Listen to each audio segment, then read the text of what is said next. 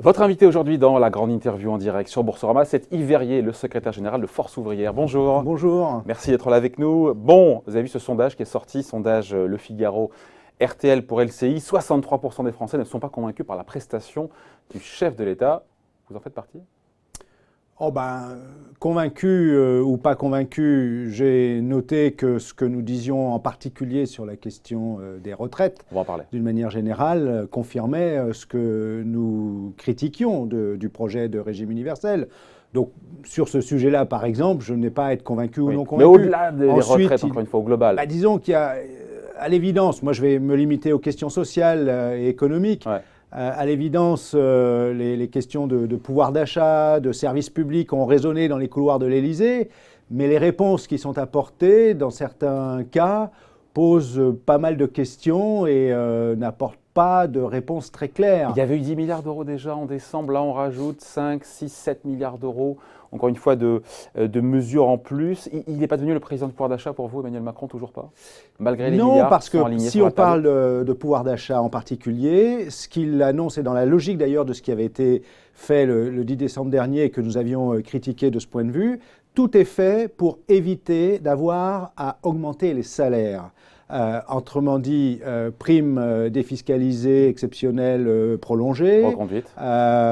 prime d'activité, bon, ça date du mois de décembre, elle demeure. Intéressement, participation, nous disons, puisque le constat est que les salaires ne sont pas à la hauteur, puisqu'on nous dit, voilà, il va falloir de la prime, de l'intéressement, de la participation, de la prime d'activité.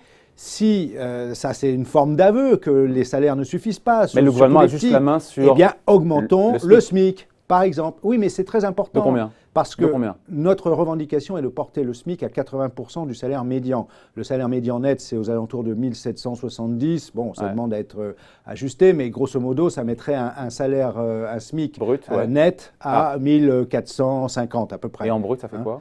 En brut, bon, je n'ai pas fait le calcul, mais il faut y ajouter les 20%. Bon. Mais ce que je veux dire par là, c'est que augmenter le SMIC a le mérite de s'appliquer dans la fonction publique également, et ça pose la question du point d'indice dans la fonction publique, et deux, engendrer une dynamique de négociation des salaires dans les entreprises, dans les conventions collectives de branche, et donc de l'ensemble de la grille des salaires. Et il y a bon nombre d'économistes qui vont vous dire, qui vont vous tomber dessus à bras raccourcis, libéraux, qui vont vous dire on est bien documenté, ça supprime des emplois. Ça, vous voulez supprimer des emplois? Parce que pour ceux qui se font augmenter, tant mieux pour eux. Oui, mais il y en a d'autres qui vont. Oui, mais les mêmes économistes, par exemple l'INSEE, nous expliquent que le gain de pouvoir d'achat lié aux mesures qui ont été annoncées le 10 décembre dernier devrait se traduire par une relance de la croissance économique en début 2019. Donc, ce gain de pouvoir d'achat qui se traduit par une relance de l'économie se vérifierait de la même façon si on augmente les salaires. L'économie française... Et on va relancer les importations chinoises, les importations d'Allemagne. On sait bien que c'est un vrai sujet. On va creuser le déficit commercial. C'est pas grave de creuser le déficit commercial. On est en pleine... Il y a deux événements en ce moment. Il y a les élections européennes qui posent la question des modalités de la construction européenne. Et il est vrai que ce dont on souffre, c'est de l'incapacité jusqu'alors d'harmoniser socialement. On parle d'un SMIC minimum, par exemple. Les 80% du salaire médian, nous, c'est là qu'il faudrait faire en sorte de relever les salaires dans toute l'Europe. Vendredi dernier, le 26 avril, nous manifestions à Bruxelles avec les syndicats des différents pays d'Europe sur la question des salaires, justement. Remonter les salaires partout en Europe, remonter les systèmes de protection sociale partout en Europe, par le haut. Ce qu'on appelle l'harmonisation sociale vers le haut. Ça, c'est une chose. Le deuxième événement important cette année est celle du centenaire de l'Organisation internationale du travail. Ça vaut à l'échelle internationale, faire en sorte que les normes internationales du travail soient, notamment en matière de temps de travail, de salaire minimum, de socle de protection sociale, soient effectivement mises en œuvre. Et ça demande à ce qu'on mette en cohérence le système multilatéral. Donc non seulement l'Organisation internationale du travail, mais elle devrait gouverner. Il faut remettre le social en haut. Je reviens, pardon, c'est un titre intéressant, mais je reviens sur la conférence de presse du président parce que dans le fond, il nous dit il garde le cap, on continue dans la même direction, même on accélère, mais on change on change de méthode. C'est un peu ce qu'on a cru comprendre avec, vous y croyez, enfin vous, à ce nouveau pacte social. Le président, il dit remettre de l'humain, de la justice au cœur du projet national. C'est des mots pour vous, c'est ça? Ça, c'est du discours. Par exemple, il garde le cap, effectivement. Il n'a pas dit un mot de réformes qui sont pourtant contestées en ce moment. La réforme de la fonction publique, la réforme dans le secteur de la santé. Oh, il tire un trait sur la suppression de postes dans la fonction publique. Nationale. Il tire un trait sur les 120 000 suppressions de postes dans la fonction publique. Vous devez applaudir, là, non? Ah, mais si effectivement on abandonne clairement les 120 000 suppressions d'emplois annoncées dans la fonction publique, ce serait un progrès par rapport à ce qui était annoncé. Mais il renvoie au gouvernement, il maintient l'objectif de réduction de la dépense publique et donc… Sans la chiffrer. Et dans le même temps, quand il parle de remettre des fonctionnaires de proximité sur le terrain, il appelle à prendre dans le vivier de l'administration centrale. Donc tout ça, c'est pas très clair. On ne sait pas si c'est du redéploiement ou si c'est vraiment de la suppression ou l'arrêt plutôt, ou l'abandon des suppressions des 120 000 emplois. Donc moi, j'attends de voir, puisqu'on nous dit maintien de la réduction de la dépense publique comme objectif. Comment tout ça s'articule avec baisse d'impôts de l'autre côté? Il y a beaucoup d'éléments contradictoires dans ces annonces d'ordre général. Donc il y a du discours, mais quels seront les faits? Cette question, on la posera notamment à Olivier Dussopt, qui sera avec nous lundi prochain, le secrétaire d'État en charge de la fonction publique. Mais au global, donc si on devait synthétiser votre pensée sur cette conférence de presse, vous diriez quoi? Parce que je crois que c'est Laurent Berger qui a dit ni l'extase, ni l'angoisse, un truc comme ça. Moi, je dis que, on reste mobilisé. Il y a l'ensemble des fédérations de fonctionnaires appellent à manifester contre le projet de réforme dit de la transformation de la fonction publique. Il y a beaucoup de tensions dans le secteur de la santé, à l'hôpital, dans les urgences en particulier. Il y a toujours de la tension dans le secteur de l'éducation nationale. Il y a de la tension sur les salaires, le pouvoir d'achat des salaires dans le privé comme dans le public. Et il y a le projet de réforme, de régime universel des retraites, dont on a bien compris… On en parle dans quelques instants, ça. Oui, mais on a bien compris qu'il allait cristalliser les tensions également. Donc voilà, notre état d'esprit… Mais il y a des mesures utiles, il y a des mesures sociales qui sont utiles. Yves Verrier, c'est vrai que sur les baisses d'impôts, oui, évidemment, concentrées a priori, plus ou moins concentrées sur les classes moyennes supérieures de 5 milliards. Meilleur service public, des gages côté des retraités, 1 000 € de retraite moyenne, réindexation, vous me direz, on revient un petit peu à la normale, mais des pensions, l'histoire des pensions pour les mères seules qui seront mieux assurées, le gel des fermetures d'hôpitaux, d'écoles. Vous devez applaudir tout ça, non? Mais le gel des fermetures d'hôpitaux, par exemple, la réforme dans le secteur de la santé prévoit des réorganisations, des fermetures de services, des hôpitaux dits de proximité qui sont débarrassés ou dont on enlève les services de chirurgie, les services d'urgence, etc. Donc il y a quand même beaucoup d'interrogations sur ces annonces. Fermeture d'hôpital ne veut pas dire que l'hôpital reste à l'identique. Quand on nous dit maison de service public ou France service dans chaque canton, effectivement, si dans chaque canton il y a un service public de garantie d'assuré, ça va dans le bon sens. Le problème est que deviennent les implantations existantes de la Poste, du Trésor public, service des impôts, etc., qui existent encore aujourd'hui. Est-ce qu'on regroupe tout ça? Avec quel statut du personnel? Parce que pendant ce temps-là, le projet de loi de transformation de la fonction publique prévoit de recruter massivement des personnels contractuels, prévoit de mettre en œuvre des ruptures conventionnelles d'emploi, y compris pour des fonctionnaires statutaires. Donc, qu'est-ce que tout ça, comment cela se traduit effectivement?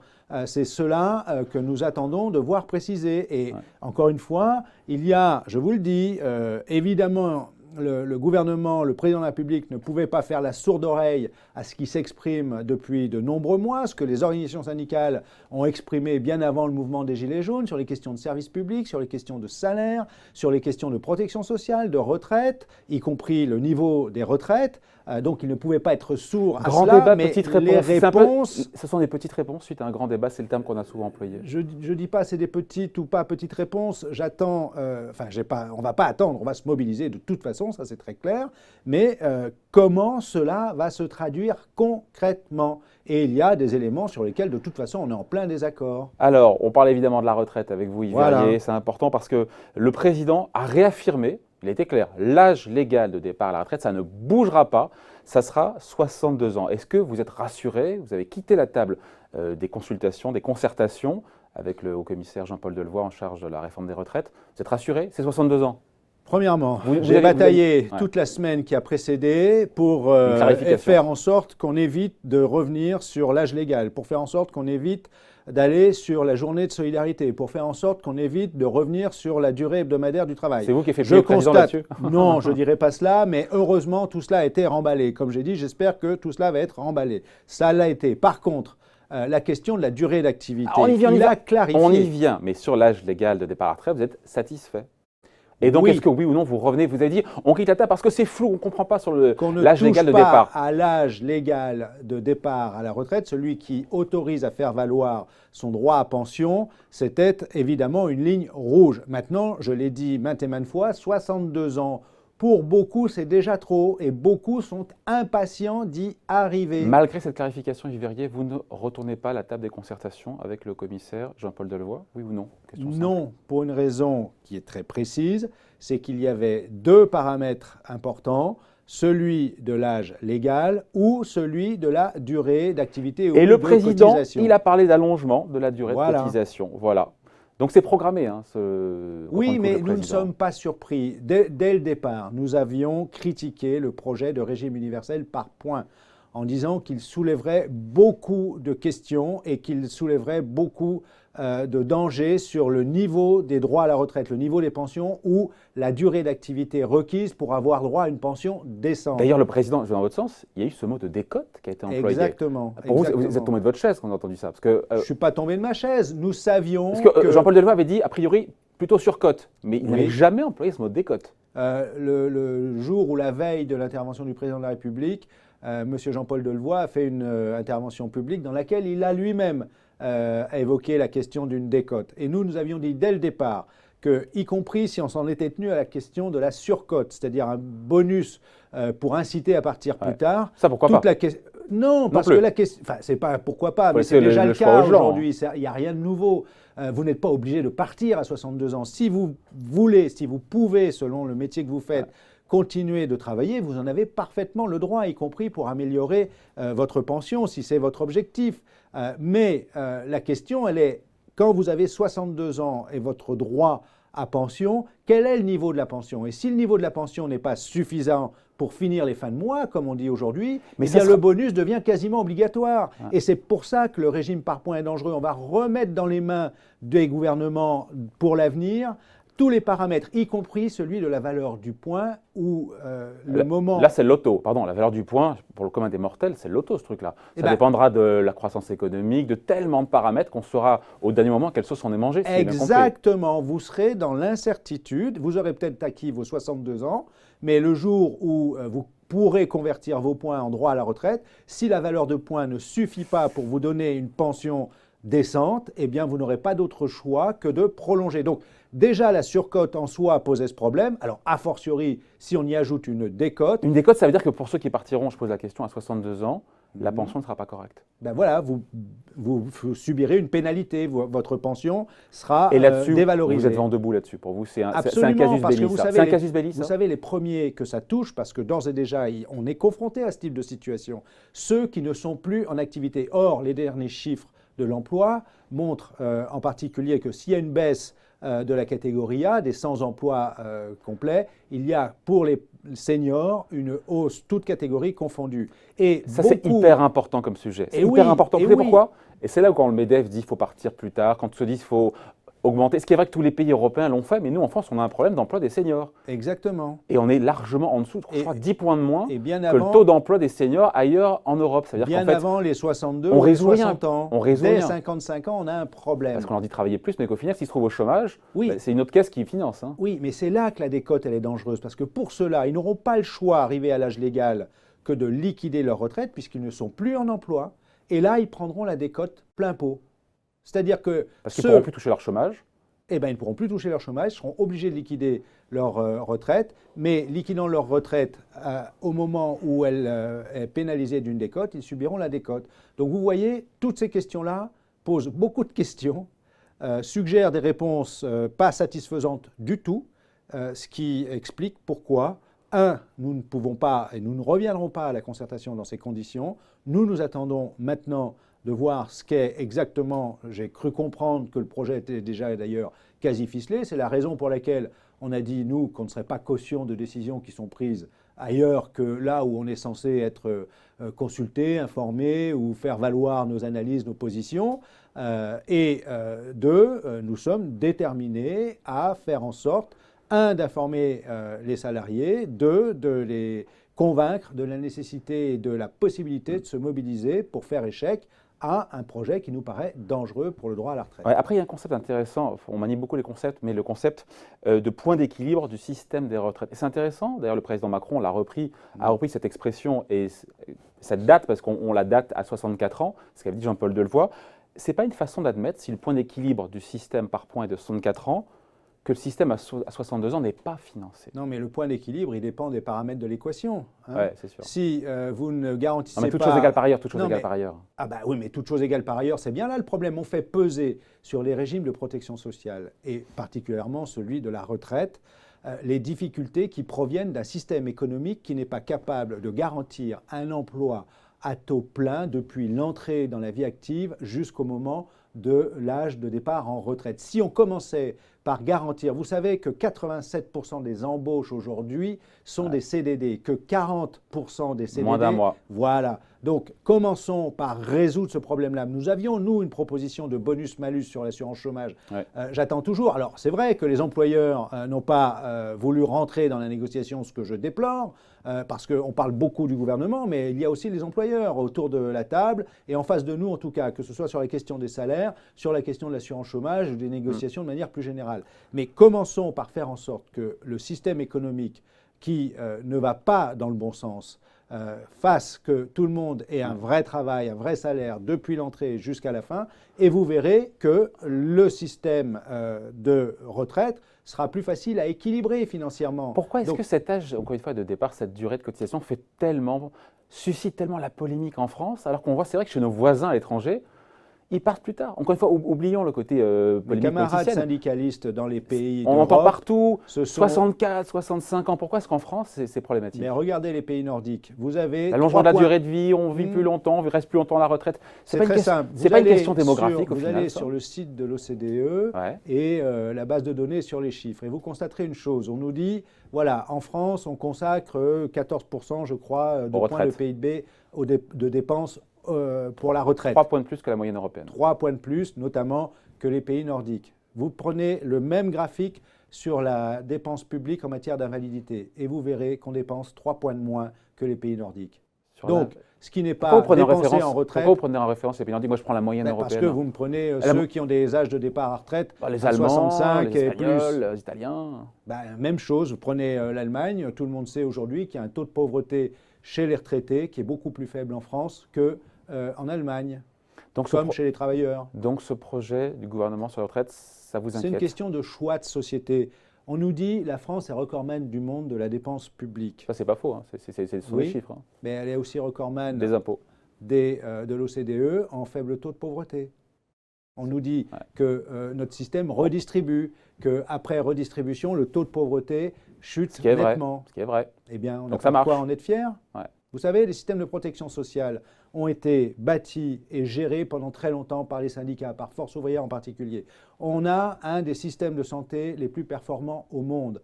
On a un système de retraite qui fait qu'on a moins de retraités pauvres qu'ailleurs. Eh bien, moi, j'en suis fier et j'ai envie de le garder. Bon, on est à la veille quasiment à la veille du 1er mai. Exactement. Quel message vous allez envoyer, on finit là-dessus, Yves Verrier, au gouvernement, au président, en défilant, entre guillemets, à côté des Gilets jaunes, côte à côte? Moi, je vais défiler avec tous ceux qui viendront défiler avec nous, gilets jaunes ou pas gilets jaunes.